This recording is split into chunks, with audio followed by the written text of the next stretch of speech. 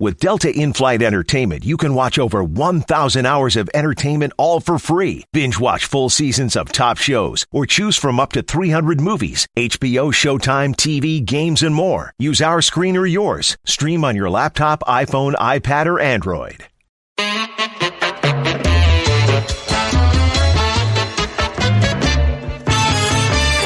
Hi, and welcome to another highly questionable week. Dan Le Batard watched Brooks Koepka play and decided he finally wanted to start going to the gym, so he's not here. This man's highly skeptical of Dan's fitness goals. That over there is Frank Isola. Frank, what do you like on the show? Oh, we got Tiger Woods plus Carmelo coming off the bench. I'll believe it when I see it. What? Vamos, Papi. Is it fair to start expecting major victory from Tiger again? Man, I don't know if it's fair, but I want to see a lot more of what happened this weekend. This is the magic of Tiger Woods. Not that he's able to compete at this level, even at the age of 42. It's that after so long of a period without competing at this level, that he can draw this type of reaction from people. The crowds at this golf course at the PGA Championship were tremendous. And you're talking about a guy who finished second, who just threatened the leader, Brooks Koepka, and the eventual winner at this point in the fourth round. It was electric. To expect him to continue to do this, I'm not so sure. But if he is as healthy as he's been in a long time, if this remains his single-minded focus and he doesn't have other distractions, if you will, I mean, we just saw Serena Williams lose the worst match of her career, and she's been, distracted by having her first baby. But if this is Tiger Woods' number one focus, I can absolutely believe that he can compete at this level at the majors every once in a while. 3 out of 4, maybe 3 out of 5. So to expect him to win majors, I'm not so sure. But all we need is for him to compete. This is what the draw is. He doesn't actually have to win them. We're 8 months away from the next major. By then, he'll be 43 years old. Why can't you expect him to win one? Even though he never had the lead in the PGA Championship, he did have the lead in the British Open. So the last 2 majors that he's played in, he has performed well. The crowd obviously wants it. If you listen to the broadcast, they want to see him compete and expect him to win. My issue with him, he's 16 months removed from having spinal fusion surgery. And off the tee, he just doesn't hit it like he once did. That was the difference yesterday. I expect him to be in contention. Whether or not he wins, I'm not so sure. The other interesting part is here, the thing that makes it even more difficult is that all the people that grew up watching Tiger Woods dominate, he's now competing against them. Right. And they're kind of performing the way he did. When Tiger went wayward on that 17th tee, I thought, man, it's going to take Brooks Koepka to do something very similar in one of those last 3 holes for him to maybe get to a playoff at some point. Brooks was not having it. Everything was straight. How should Maryland move forward with their football program? Well, let's go through the timeline on this. In late May, Jordan McNair, a 19-year-old player, was hospitalized for heat stroke at practice. 2 weeks after that, he died. And now ESPN had a story recently detailing a lot of the issues with the program and their culture, with degrading of players and using food improperly as punishment, and doing a lot of things that got them criticized. And now DJ Durkin, the head coach, is on administrative leave while the school reviews all of this.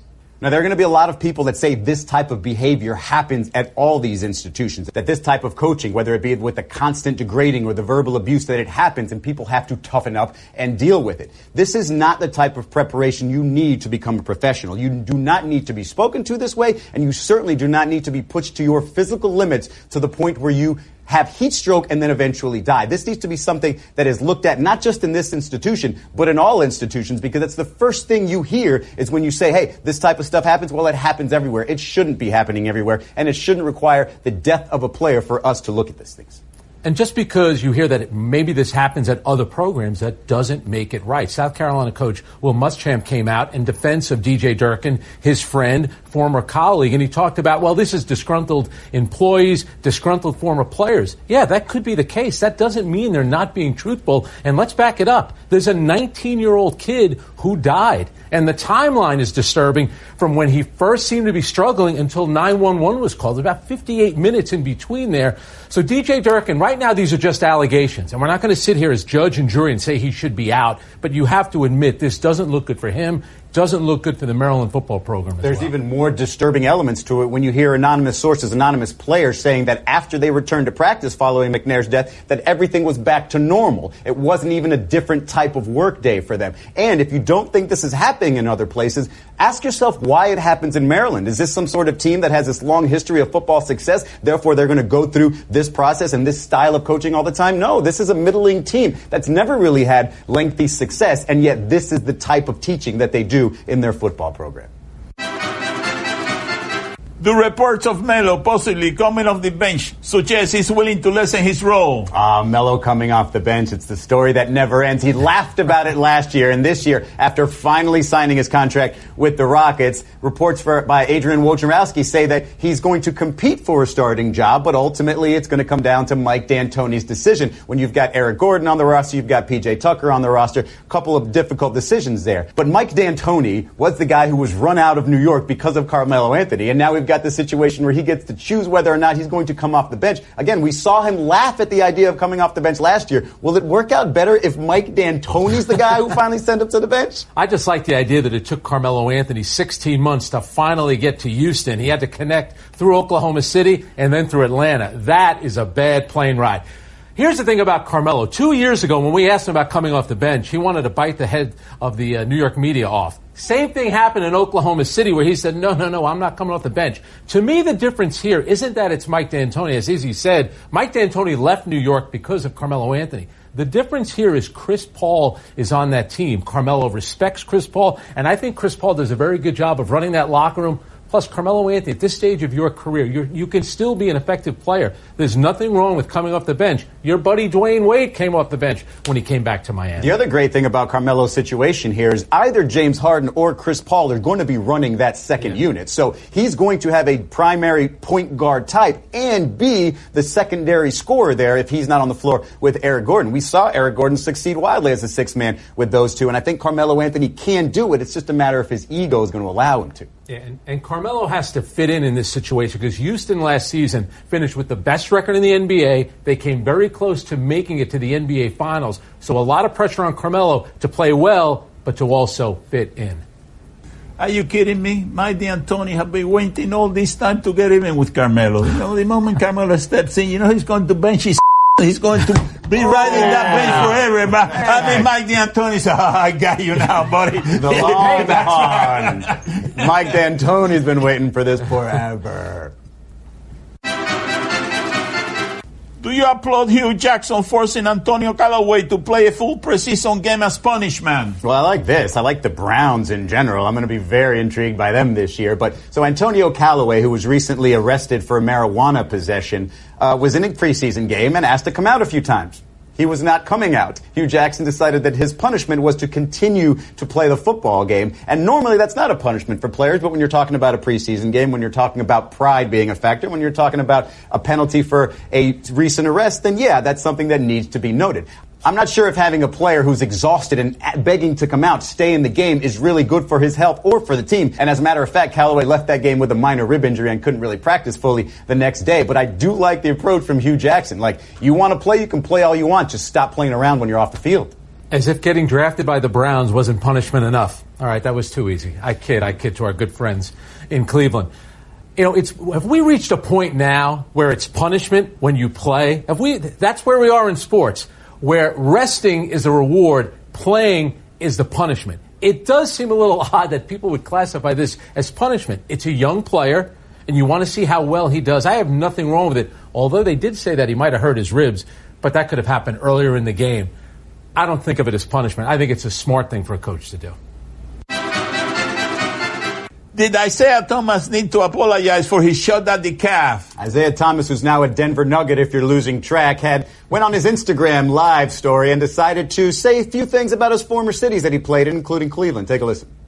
I'm just saying, Sac, L.A., and Boston was all love. Phoenix was cool. Y'all didn't rock with me. Because y'all signed me and then y'all got mad that I was pooping.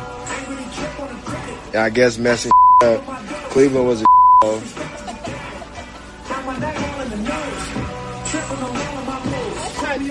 See why Brown left. I see why Brown left. again. Now, you can make the argument that maybe he was talking about the team and the situation because clearly not everything was great, and LeBron's teammates were the butt of everybody's jokes even after he got them all the way to the finals. But he came out and apologized on Twitter and everything else. But the part that made me laugh the most is when he said, "They don't show you everything for a reason," shaking my head. Man, this is your own broadcast. You've decided to go on Twitter and on Instagram and say all these things live so people can see it. So you can complain all you want, but this is your own fault. For one, Isaiah Thomas is stealing Joakim Noah's material. Joakim said this a few years ago when he was on the Chicago Bulls. That's how he described the city of Cleveland. But guess what? The Cavaliers, they did better once they traded you. You're now on your fourth team in 12 months. And I get that Isaiah Thomas has a chip on his shoulder. That's how he made it into the league. But he has to be careful. You know, he kind of burned a bridge in Boston. Clearly now he's burned one in Cleveland. And he wanted that $100 million contract. That was his whole thing. Now he's essentially playing on the minimum. We hope it works out for him, but maybe a little less talking, more staying healthy, and playing a little bit better. He's just a couple of years from arguably being the best story in the game, leading the Celtics to where they were, him averaging 30 points a game, etc. Now, after a hip injury and a bad experience in Cleveland and his mouth running constantly, he's no longer a fan favorite, it seems like. That whole make-good contract that he signed in Denver, I don't know how many more people he's going to have cheering for him. Found nothing wrong with the statement that he made about Cleveland, and I say that every day in the show. You know? I mean, it's not. I mean, that's you have to apologize. Stamp of approval. That's right. Apologize now. Coming up next on Highly Questionable. Get ready. Here's a little English Premier League for you. Great tackle. That's a couple just of the touches, start, baby. And then a little Old English football. The long ball, Izzy. I just saved hundreds of dollars by switching to Geico. I should have done this years ago. Disclaimer, traveling back in time is physically impossible unless you know how to build a functioning time machine. Then by all means, travel 25 years back in time, switch your car insurance to Geico. You could save a bunch of money. While you're there, please prevent your younger self from wearing that sleeveless tuxedo t-shirt, parachute pants, and glitter high tops to your senior prom. And at long last, rectify this horrible crime against nature. Geico is absolved of all liability if you destroy the fabric of time and space. Geico. 15 minutes could save you 15% or more. Time to play the game that could beat Frankie Ice in a foot race. Do you question? Here's how it works. You give us the topics and events. We question them.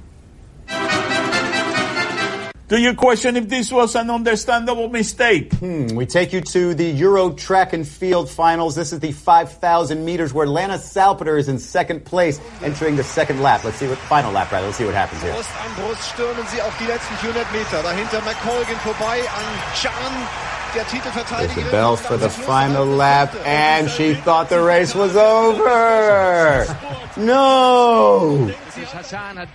You play to the whistle in most sports, but in track and field, the bell means one thing. One more lap. The bell doesn't mean stop. It doesn't mean dinner time. It means one more lap. But at what point did she not... I mean, because you hear the bell when you're crossing the final. Like, she's giving her all down the stretch. Like, that's everything she's got. If she would have realized that that was not the final lap, she still probably would have finished in fourth because she had nothing left. It's so great, too. She was so happy to finish second. And then she finishes off the medal stand. Oh, man, what a disaster. They need to have bigger signs in there.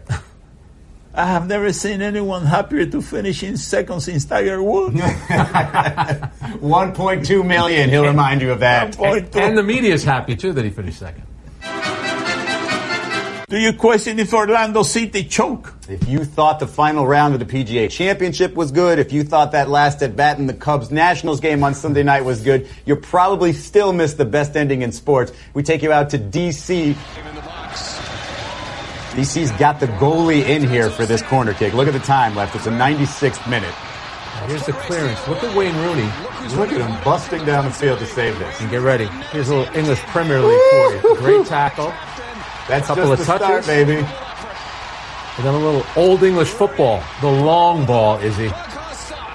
I'm familiar. That's the only thing the U.S. ever used to do.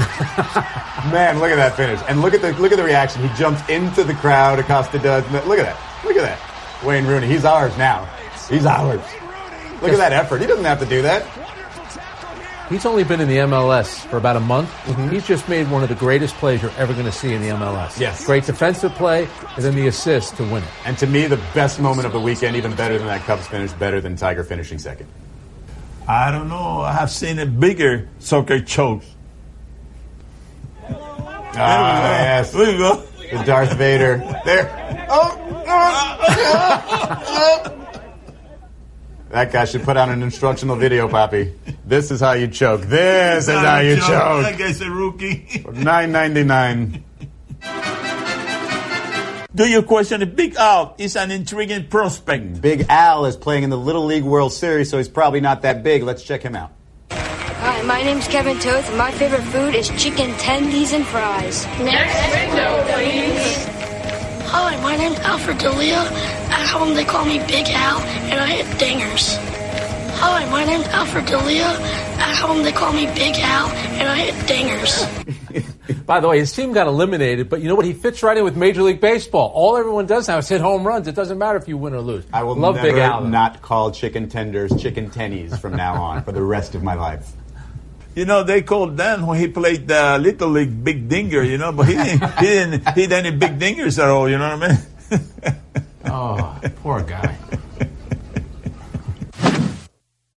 Well, you know, when Dan used to play the Little League, they used to call him Big Dan, but he never hit anything. All he did was strike out. He didn't hit any dingers. Hit that buffet, boy.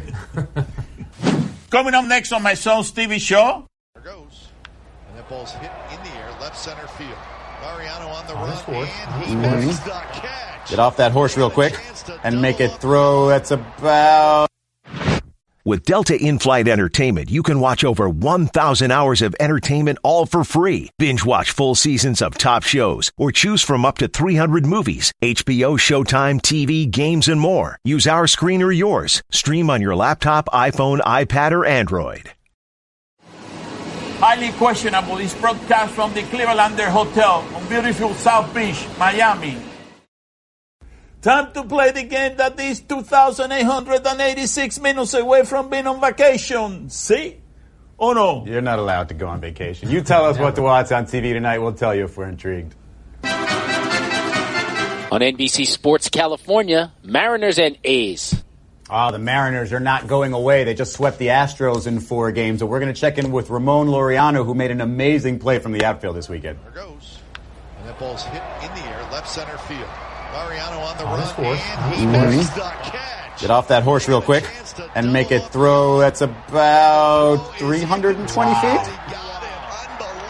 That's an amazing. That's longer than a football field. And he stops all momentum.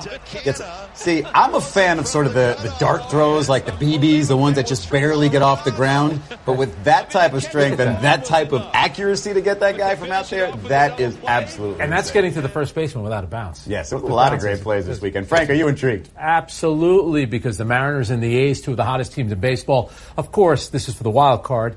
The winner, who finishes second, will get to lose to the Yankees. That's another story entirely. By the way, Edwin Diaz over the weekend saved all 4 games against the Astros, on pace for 63 saves. That would be a major league record. It's a great stat. Frank Papi, are you intrigued? Oh, see, I'm very intrigued. But listen, that throw was not the real throw. You know what I mean? Because to make it happen, you got to hit your cutoff man. He never hit your cutoff man. You know what I mean? I got a hell of a video there that tells you how to play outfield and how to hit your cutoff man for 1999. You know, you learn all the tricks of the trade. You know, that's it. You go in there, you catch the ball, you get on your feet, and then you hit your cutoff man, and then the cutoff man is the one that make it happen. You know what I mean? Don't give away too much. That's $20. On ESPN Plus, Nationals and Cardinals. You might have heard me earlier in the show mention a great finish between the Cubs and Nationals. I was not aware we were going to get into it. Here's David Bodie. 2 outs, 2 strikes, bottom of the 9th, down 3-0, pinch hit, which is goes overlooked a lot. Grand slam. It is arguably the most clutch situation you could be in at the plate as a player. And he came through with the most clutch potential hit you could in that situation. It was an amazing finish. He actually had to somewhat apologize for the bat flip on a radio show later. I don't care what he did with that bat after that. He's good in my book. Frank, are you intrigued? You know what? I'm not intrigued because I've had it with the Nationals in their bullpen. Max Scherzer pitched a great game. Of course, the bullpen blows it again. But I'll say this about Bodie. Got his jersey ripped off, got to meet Bill Murray, and that home run, that's something out of a movie script. Not bad, not bad. Yeah, by the way, Max Scherzer, brilliant through 8 innings. Papi, are you intrigued? Oh, see, I'm very cheap. I tell you one thing, I don't want to take any away from that bases loaded homer, but you see the catcher, you got to get your glove on that bat. If the catcher gets that glove on his bat, that's it. That would be a catcher interference, still there's only one run, the bases loaded, and then they win the game, you know what I mean? You got to be a catcher in the major leagues, you got to start thinking fast. Do you have an instructional video right. on how to get your glove in the way? How to catch in the major leagues, which includes catcher obstruction in cases like these. They wouldn't have lost if they had done that. Lost for $13.99. You can have it, $13.99. Another one of my favorite videos. In North Carolina, Carolina Panthers camp. In case you missed it last week, I'm not so interested here, but in case you missed it last week, former Panther Kelvin Benjamin took a shot at his quarterback Cam Newton, his quarterback in Carolina, Cam Newton, saying he would have been better off with any other accurate quarterback. And, well, they played each other in the preseason, and Cam was going to confront Kelvin. Nice shorts. See, he puts his hand out right here, Frank. That's the insult right there. You put your hand out, you don't even get your hand shaken by your former friend and teammate. Come on. I like the way that Cam Newton handled this. I think that's the way to do it. You came after me in the press. I'm approaching you. Want to know what your problem is with me? Yeah, when you put your hands behind your back like that, that means you're into something. That means it's serious. That's a cheap shot by Kelvin Benjamin. Because Cam Newton, the two of them were a pretty good combination. We'll see how he does now that he's in Buffalo. How about you, Papi? You intrigued? Oh, see, I'm very intrigued. But listen, Cam Newton, he should have pulled his hands back. You know what I mean? He should have gone like that, and the moment the other guy tried to reach, he would go like this, and that would have been real bad for this guy. What's his name?